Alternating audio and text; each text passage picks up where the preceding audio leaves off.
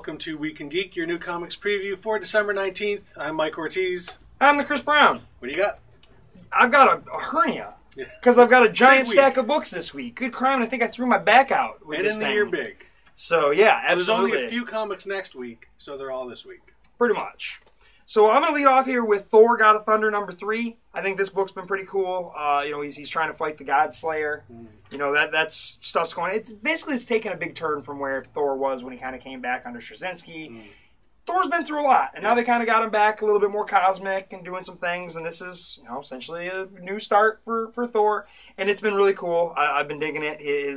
They always change his personality. They do whatever each writer wants to do. So this does feel different. Like I felt like Thor was my drinking buddy before, and now he's not. He's clearly above me. Like we wouldn't be allowed to drink beer anymore.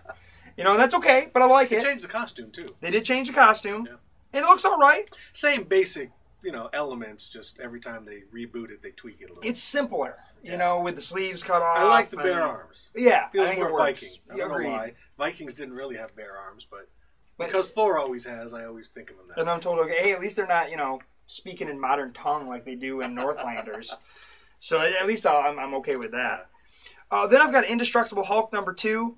I really liked that first issue. I finally read it, just read it a few days ago, and Banner and the Hulk are the same again. I know they had pulled them apart in that last series. And now, essentially, S.H.I.E.L.D. is using him as a bomb they can point at people.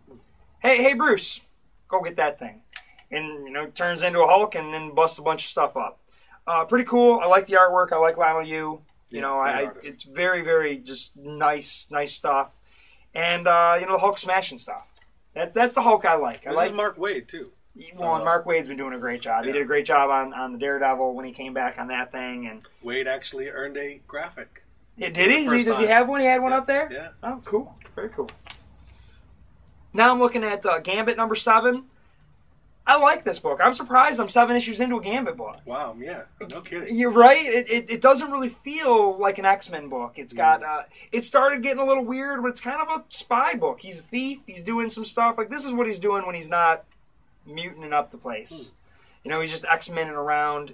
This isn't it. This is, again, more of a spy book. He's on solo adventures. Book, which we'll talk about later. Yes. Is to the Avengers. Yeah, I like it. I think it's been cool, and it's been written by James Asmus, who has... What is the other thing he's doing? Well, he started on Thief of Thieves. He was originally writing the first 7-issue arc of that. I know he was writing some of the Captain America stuff. Okay. He's writing the team-up book now. He might be writing the Winter Soldier when it's done. I'm not sure. But it works. You can see him come from, kind of a, Thief of Thieves, doing sort of a noirish thief book, and then jumping into this with mutant powers. It works. Captain America number 2. Is that Captain America with long hippie hair? It is Captain. He is a hippie. What are you going to do? I don't know if that works for me. Well, I'm wondering about John Romita Jr.'s artwork lately. He's just getting crazy. He's like, he's like a president in his second term. What are you going to do? I'll do whatever I want. He is John Romita Jr. Who are you? Exactly. I don't have a junior. Actually, hasn't he dropped the junior? Though. He doesn't have a the. Hasn't he dropped the junior? Yeah. He did. But he is certainly not his father, even though he junior's on us on the signature. But whatever. Maybe Marvel just saving money on letters. He's got a beard. He's all hippied up here, Cap. Yeah, and I read the first issue, but now I don't remember what was going on. What happened in the first issue? I'm trying to keep up with all the newness. Yeah. Or should I say nowness? The Marvel nowness. The new nowness. The new now. Not the old now. No, now. Right now. Or the new old. Not then. That was then. This is Marvel now. I'm getting confused. We should move on. I got Cable and X-Force number 2, and I totally dropped the ball on cover number 1 last week. We had a graphic and everything, and I just totally didn't grab it. Don't know why. I'm slacking like that sometimes. I don't know. Someone should fire me. I really like Cable. I do. I really like the old X-Force book where they were on the run, and this kind of looks like it's going to do the same thing. Everybody's on the run a little bit. Colossus. He was one of the Phoenix Force characters. I like that they brought Forge back. I've always liked Domino. Don't really know which Domino it is. Wasn't there more than one Domino? Didn't they pull a Psylocke on Domino? I don't know. I think they did. Following that. No, I like how everybody's costume is like orange and gray. And was it the Thunderbolts? They're all black and red. And the other X-Force was black and red. Well, what I find interesting is even though that this is the team that's running from the law, they had enough time to coordinate their outfits. Because that's important. Very important. You cannot fight crime. You know, we cannot fight criminals or anything in clashing outfits. That would just be classless. Who it is that's kicking their ass. Absolutely, they're on the same team. It's like shirts and skins. If it was all off, you wouldn't know what's going on. You passed the ball to the wrong guy. Then I've got Avengers Arena number 2. It is literally Battle Royale with arcade, the last killing young mutants or young Avengers you don't care about. Last issue's cover was Battle Royale. This one's cover is Lord of the Flies. Yeah. So that tells you what this book's about. They're ripping stuff off. Where's the Hunger Games cover? Well, they basically made an allusion to Hunger Games, even though they're stealing the Battle Royale logo. Yeah. They made no allusion to it at all. They basically Arcade said, they're like, why are you doing this? And he's like, you know, because my whole thing is about mayhem and killing mutants. And I never get to kill mutants because they always beat me. And I've been reading a lot of 13-year-old girl fiction. So this is what happens. And I thought that was funny. I liked that. That makes sense. And they did kill someone at the end of the first issue. You know, so and it why worked. didn't he just get some sparkly vampires and sick them on the mutants? Well, there was vampires in the last Victor Gischler story. They didn't sparkle. Well, maybe they could have sparkled down. Yeah. Maybe he gives them all sparkle or throws glitter on them. Hey, just before I drop you on this island, I'm going to dip you in glitter. Go! Yeah, that would have worked. Wouldn't have been any less ridiculous. Any more or less ridiculous. The vampires and the mutants will just get it on then. I don't think he wants that. Yeah, that'd be weird. Especially if it is 13-year-old kids, then that's illegal. Well, they started with getting it on in the first issue. Like, 2 characters got it on, you're like, one of those is totally getting killed. Because that's just the way that works. That's true. Horror movies, comic books, you get it on, you're probably done. This is very true. And it was good. They're probably going to deal with the aftermath of the character that just got killed. What I think is interesting is the only 2 characters that I'm even familiar with in this book are Darkhawk and X-23. So are they going to be left to the end to fight? You're not going to kill X-23, these are right? A bunch of old, was it Avengers Academy characters? Yeah. Yeah, that's why a lot of people are mad. It was like the holidays and everyone else is doing their own thing, so he basically went to their place and was like, I don't know, Wolverine school is harder to get to, but you slackers, I'm just going to put you on my island and kill you. Nice. Okay. Then we've got Avengers number 2. This is the Jonathan Hickman book. I felt like the first issue, I liked it. There's stuff going on, but it's not he's going to have 2 books. He's got a second book coming, so he's probably going to basically thread out from there. Usually what Hickman does is he sets everything, he basically sets up the table, lets you take a look at it and kind of get an idea of where it's going. I didn't feel like the first issue did that. Yeah. I felt like the first issue just didn't set up as many threads as he usually does. That's probably okay. Well, he dropped those hints, those individual panels that take place somewhere in the future. Sure, but I wanted a little bit more. I know it's going to be great. Somebody actually made an interesting comparison how this is very much like the beginning of the all-new X-Men, where the old X-Men go off, they get captured on an island, in this case it's a planet, one person survives, comes back, and puts together another team. And basically, that's kind of what happens in this, except it's an alien planet. Is it Mars, I think? I think they so. Go off to Mars? Yeah. So, I mean, he's playing the long game here. So well, that's what he does, and I'm good with that. Yeah. So I'm looking forward to this issue to kind of see more of where he's going. Let's a lot of the Marvel now has been like that. It hasn't really been hitting the ground running. Right. It's just been setting up what's clearly a longer story. Much like this book. Much like this book, which I felt that kind of did hit the ground running, though. It was that whole "Come with me if you want to live" that kind of had me excited. We got all new X-Men number 4. As I've said before, I like the premise of we are the screwed future. We have gone to the past to tell them that their future is screwed, which is our present, and we need to fix it. Neat idea. I've never seen it done that way before. We're finally going to get that Cyclops on Cyclops fight. Yeah. Which I think is going to be kind of awesome. And if he doesn't get his parents together at the Under the Sea dance, they're all screwed. That's right. There's totally disappearing in the picture. What are they going to do? And Cyclops isn't going to be able to play guitar. So it's a total mess. Hey, you. Get your damn hands off of her. But I like it. This is one of my favorites of the Marvel Now so far. Then, more Mark Waid. Here comes Daredevil, Man Without Fear, number 21. This is a great book. The art's been great. The stories have been fun. Really, they got Daredevil back to where in my opinion, he needs to be. Just tell me some Daredevil stories. Don't keep picking on Daredevil and beating him up. I don't need that. I like it when they pick on him. Yeah, but you don't need to do it so much. The guy's been through everything, and he's already blind. Yeah. What are you going to do, Mike? You sneak up behind him and kick his chair out from underneath him, too? Sneak up behind him. He's got that radar sense. Yeah, whatever. I don't know. Again, you could act like, oh, Daredevil, I'm your buddy. What's going on? And you kick his chair out. That's just mean. That is mean. I wouldn't do that. Then I've got Mars Attacks, number 6. Really like this book. Totally can't flip through it right now because it's all packaged up, and I just didn't open it yet. They all got a trading card in them. So they're still working the gimmick. I think this book's better than a gimmick, though. I don't think we need gimmicks because the book is really fun. Yes, they're working off of the trading cards and they're trying to build a story from what the old set was. But there's a good story in there, and I think John Layman's a really talented writer.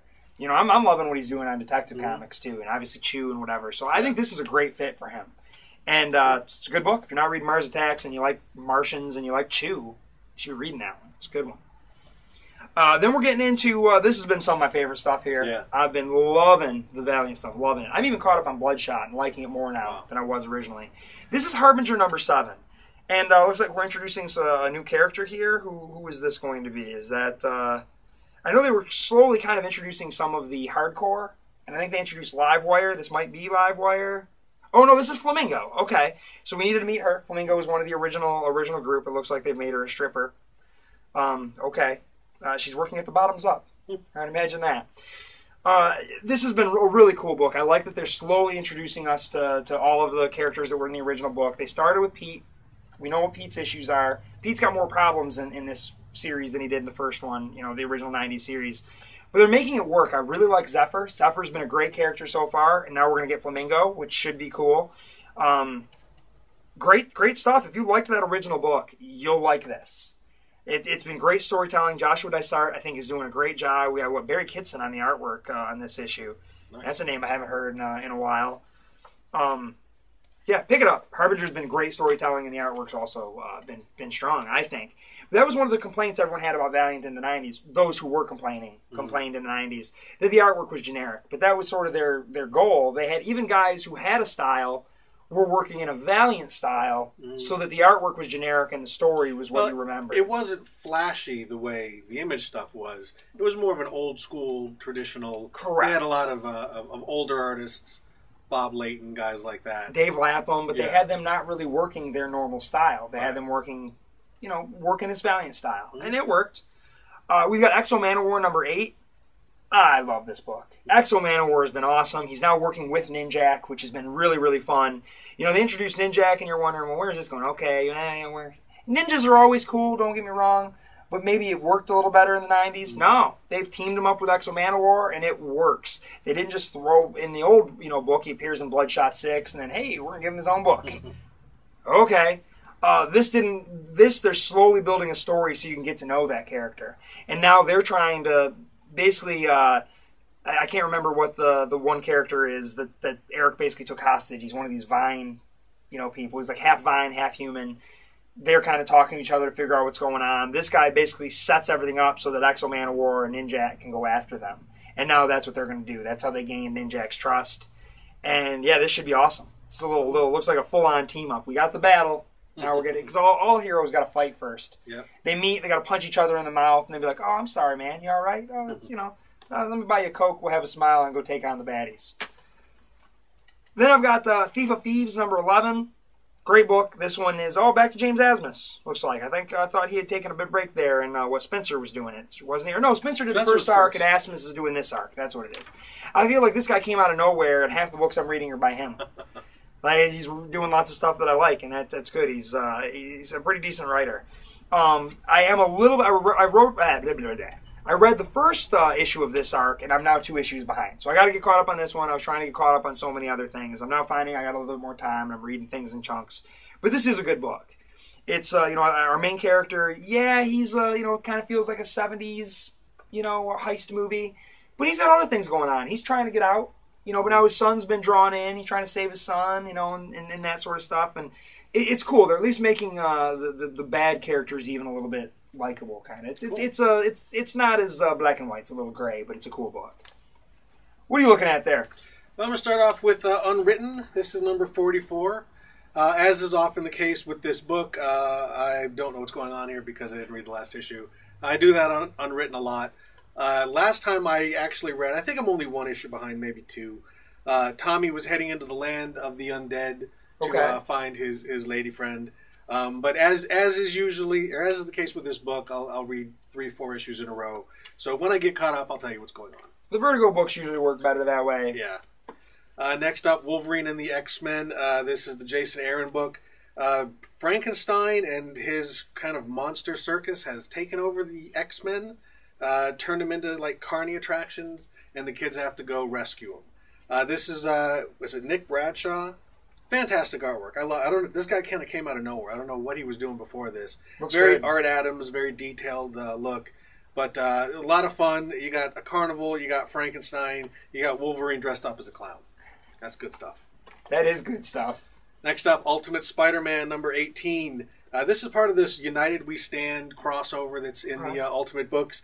I'm not following any of the other Ultimate books, so I don't really know what's going on in a lot of this crossover stuff. Basically, America, some sort of catastrophe happened. America became divided. Captain America was elected president, and now they're trying to reunite the country and battle the forces. Like, part of the country's been taken over by Hydra or things like that. So I'm not really following a lot of it. In the last issue, Spider-Man got knocked out into the middle of nowhere, and he has no idea where he is, no idea how to get home. And it looks like in this one, he's going to try and find his way home. This is a great book when it's not crossing over with stuff I'm not reading. At this point, it's kind of like, I hope they don't keep doing this because I really don't know what's going on in this book. But when it's just focusing on Miles, it's actually a really good book. Very different flavor. So hopefully this crossover will end soon so I can actually figure out what's going on. Next up, Nowhere Men number 2. First issue was pretty good. Okay. Again, it's like, yeah, there's a few pages taken from Jonathan Hickman's playbook. That's how I felt. But a little bit different. I think they're kind of trying to make this as a little bit sexier, scientists as rock stars rather than scientists as superheroes. There was some jumping back and forth in time that I didn't quite get at first, but once I figured that out, it was actually kind of interesting. So it looks like there's scientists and corporate shenanigans, some great artwork, but it's kind of too early to tell really what this book's about, other than 4 really smart guys who are, I don't know if they're trying to save the world, if they're trying to take it over or what. Great artwork, though. A good start, but hopefully something will pan out a little bit more in the second issue. Next up, we got Hawkeye. David Aja is back. This is a great book. Yeah, this has been quick. They were one and done stories. The last one was a 2-parter. But like we had mentioned before, this is Hawkeye when he's not being an Avenger. He's kind of doing some stuff for S.H.I.E.L.D. He's doing some stuff on its own. Very, very different feel. What I think is interesting is you look at a lot of the stuff that Matt Fraction does, like, on Thor and on Fantastic Four and even Fear Itself and Casanova, this big, wild Grant Morrison-like cosmic stuff. And then he does a book like this, which reads like a Bendis book. You know, it's street level, it's character driven, it's got great internal monologue. If you didn't tell me this was Matt Fraction, I probably wouldn't guess. You kind of remember that, his first big Marvel book was Iron Fist, which read a lot like this. Right. But this is a great book. This is actually, I think, one of the better books on the stands these days. It's gone 6 issues. I wonder how long before it's canceled, because Marvel always kills books like this. Unfortunately. Next up, Happy, issue 3. This book's a lot of fun. It's an ex-cop who's now a hitman. He's hallucinating this flying blue unicorn cartoon character named Happy. Happy claims to be the imaginary friend of a little girl that's been abducted by a crazy serial killer Santa Claus, and she's trying to get this main character, Nick, to find her before she gets killed. Now, is she really the imaginary character? Is she his hallucination? We don't really know for sure, but anyway, it's a lot of fun. No one can see this thing but him, obviously. Yep. But it actually has a lot of knowledge and insight, and is like, oh, there's a cop around the corner, and oh, go here. So it's really kind of a neat It knows things that he doesn't. It knows things he shouldn't. Well, right, there you go. So it actually makes it seem like someone else's imaginary character has went out and found this guy because of some injuries he got. There's mob stuff going on. They were trying to kill him, and that's kind of what drew it. They're trying to. He has supposedly the secret passcode to some mafia thing that everybody wants, and he's the only. He killed the guy who had the passcode, and the guy who had the code supposedly told him before he died. Well, we didn't see that, so I don't think he actually gave it to him. I think he even said that there's no code. I don't know what you guys are talking about, but we don't know if he's just BSing the guys or what's going on. So there's a lot of questions in this, but this is really a lot of fun. And Strangely was talking about. Grant Morrison normally does kind of wild, crazy stuff. This actually is pretty straight. I mean, other than the very bizarre concept, pretty straightforward, pretty down-to-earth stuff, other than the flying blue cartoon unicorn. But once you get past that... it's not as bizarre. It's pretty straight. Next up, Green Lantern New Guardians. This has been a lot of fun as Kyle Rayner is instructed in the uses of the various other rings. And this time, Larfleeze is going to teach him how to use Avarice and teach him how to use the yellow energy. I love Larfleeze. Larfleeze is a lot of fun. I have to figure out how the most selfish man in the universe is going to share his knowledge and secrets. But I'm sure there's a deal involved. This has got a new artist, a guy named Aaron Cooter. Great stuff. This is actually Looks very kind of Frank Quietly sort of stuff. It's got a lot of nice line work. Really a very different feel than the other Lantern books. After the main Green Lantern book, this has become my favorite. Oh, wow. Okay. Because it's kind of interesting. Speaking of the main Green Lantern book, we've got that one too, Green Lantern number 15, continuing the story of the rise of the Third Army. This time we've got Baz, the local boy, the Dearborn Green Lantern, and his story, and also stuff going on with the Third Army, and Hal and Sinestro, who might be dead. They're kind of Black Lantern-ish. I'm not really seeing how all these books fit together yet in this rise of the Third Army. I don't know if they are going to link up or if they're all parallel. But this has been a really good story. I like this new Green Lantern, and great artwork also by Doug Mahnke. Now we get the weird, crazy Matt Fraction, along with weird, crazy Mike Allred. Yes. In the last issue of Fantastic Four, the Fantastic Four left.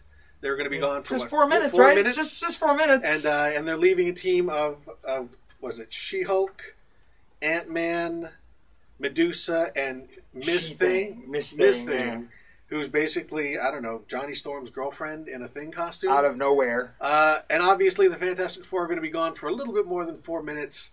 So the FF, and they're also kind of like looking over some of the future Foundation kids. They're basically going to have to save the world. But this book's a lot of fun. It's got Mike Allred's great retro style. It looks like they're fighting Mole Man and his big giant monster. And, the regular Fantastic Four book is a good sci-fi cosmic. This is just kind of weirdness and fun. And really reminds me a lot of that old X-Force/X-Statix book that Allred did some years back. Next up is Comeback. This is another Image comic. The first issue was really good. Loved that first issue. It's absolutely. A company that will, if you have a loved one who's died, they will go back in time to right before their death, take the person away, but then they'll fake the death. They'll make it look like the death happened. Everything still happens. So everything happens. The timeline's not altered, but then in the present, either they'll bring the person back to the present or they'll stash him. I guess it looks like there's some sort of a limit. 65 days or so. Yeah, so many days you can go. Yeah, they'll stash them somewhere for a couple of months and bring them out, and then you can lead a new life somewhere else without changing the timeline. And it's a story of two guys who work for this company, and of course it's the classic story of one of the guys is like, "Oh, the next mission is my last. I'm too old. I gotta get out." Stuff. Yeah. So that's last issue was all set up with a little bit of a cliffhanger ending. But this is really great, interesting, high concept stuff. I'm really curious. I really liked it. It reminded me a lot of Looper. Yeah, I've heard that, but I haven't seen Looper. But, Looper's great. Yeah. I mean, if you liked Comeback, you'd like Looper. Next up, America's Got Powers number 4. I don't remember what happened in the last issue because it came out. Basically, 1, it's an Image book. 2, it's a Brian Hitch book. That means you're not going to get all your issues in 6 months. But this is the story of these. It's kind of like similar to that old Rising Stars book. Some sort of event happens, gives a bunch of kids some powers, and they make it into a reality show, gladiatorial thing. This main character, I don't remember his name, didn't seem to get powers, but then all of a sudden they seem to manifest. There's a secret underground of these powered kids that don't want to fight, and then the kids that have died in this gladiator arena, it turns out they're not really dead, and the government's using them to power something or create new superhumans. I don't really remember where it all fit in. Hopefully there's some sort of, there's no recap. I'll either have to look it up or go check out Wikipedia. Anyway, it's a really good book. Jonathan Ross, Brian Hitch. I'm sure once it's all finished, it'll read really well. That's the last issue, right? No, there's 2 more issues. 6. Okay, 2 more. So sometime in about 2015, we can tell you what's going on here. Next up, we've got Hellblazer number 298. This was almost my top pick because I'm really excited for this. Is this the last story arc? This is the final story arc. Death and Cigarettes, Part 1. Constantine. In the last storyline, he resolved all the stuff with his nephew. In this one, he finds out supposedly he's got, I think, like 5 days to die. Is he going to die? who knows? The last issue is coming up in 2 issues. That doesn't look good. No, that doesn't look good. So in any event, we're seeing the end of Hellblazer. Will it be the end of John Constantine in the Vertigo universe? Your guess is as good as mine, but he's getting his DC. Now, you got a better guess than they do after what you just saw. Oh boy. Yeah, that's not good for anyone. But in any event, this is the beginning of the end of the Hellblazer book. One of the best books ever. 300 issues. None of them have sucked. A few of them weren't so great, but yeah, really, it's sad to see it go, but I'm glad it's going out on a high note. And yeah, that's kind of an interesting note at the end there. Yeah, I don't know how high a note that is. That's a low note for John Constantine, I'll tell you that. Anyway, that's my stack. What do you got? Brings me to the top of my stack. Surprise, surprise. Surprise, surprise here. I never choose this book all the time. We're looking at Saga issue 8. Beautiful cover. All these covers are just fantastic. This book, not only is the storytelling really fantastic, it's pretty. Yeah. It's a pretty comic book. This is a book I enjoy looking at it. The artwork is so fantastic. Fiona Staples does a great job. And oftentimes she does things in there where I'm like, whoa, hey, good criminy. There's ladies present. There's subtle things, there's wild things. There's some really unsubtle stuff, too. I mean, but really fun stuff. I mean, the last issue was pretty good. I really like, it kind of comes back and, they're now running around. Stuff. There's that hanging thing again. The main character's parents have come in, so now it's Hazel's. Yeah. Hazel's grandparents. Hazel's the one telling you the story. We know, obviously, something's going to happen to her parents. Yeah. Because the way she's speaking of the thing that had happened from whatever her present is.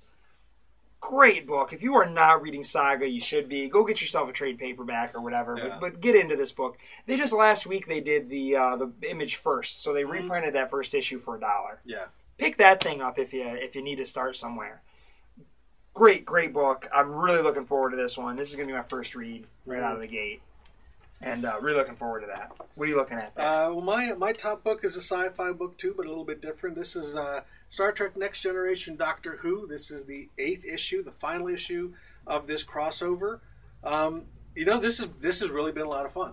This has been a great book. I think they've done a really good job, like I've said 7 times already, capturing the voices of these characters, which is something you don't often get in these licensed books. And it's really just been a lot of fun. It feels natural. It feels real. It feels like it could fit in either of the continuities of Star Trek or Doctor Who. And I'm a big fan of both of those. So, cool. This is like a Reese's Peanut Butter Cup of sci-fi comics.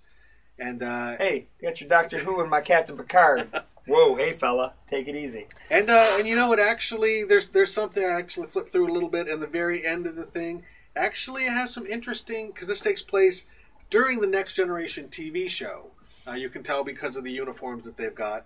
But it actually has some implications here for one of the Next Generation movies and how things played out there, which you can probably guess which one since it features the Borg. But really great stuff. A lot of fun. Great artwork. It's all fully painted. Clearly this guy spent a lot of time doing some screen grabs on his DVDs because all of these faces are dead on. Yeah. And everybody is just really, really fits in character. These guys really know these characters well, and they've done a great job portraying them and putting them together. So that's my top pick. What a neat crossover, too. Yeah. One other book I'd like to mention that we didn't pick this week. We don't usually just do movie adaptations and that, but Django Unchained #1 is out. So for all those people that are excited about that film coming out on December 25th, the comic is out. This was actually adapted from the original shooting screenplay. Oh, okay. That ultimately it was much longer and had a lot more stuff, and apparently a lot darker and a lot more profanity. All right. And this is actually not just a straight-up adaptation. This is going to be a lot of stuff that's not in there. So almost a throwback to the old paperback novelizations that they used to do in the 70s and 80s. Those were always drawn from the shooting script. Right. And they were always different. Yeah. If you can find the Phantom of the Paradise novel, Beef's funeral's in there. Mm-hmm. And there is no funeral for Beef in the movie at all, but it's in the novel. So I can't find it. So if you have one, send it to me. There's a lot of stuff in here that never got filmed. A lot of stuff that's Cool. going to be on the cutting room floor. Maybe it'll wind up on a bonus DVD or Blu-ray. But yeah, this is a little bit different. It's a different take. That's cool. But it's Tarantino's original vision for this story, which I think is kind of an interesting idea. Yeah, so check that one out too. But with that is your Week in Geek.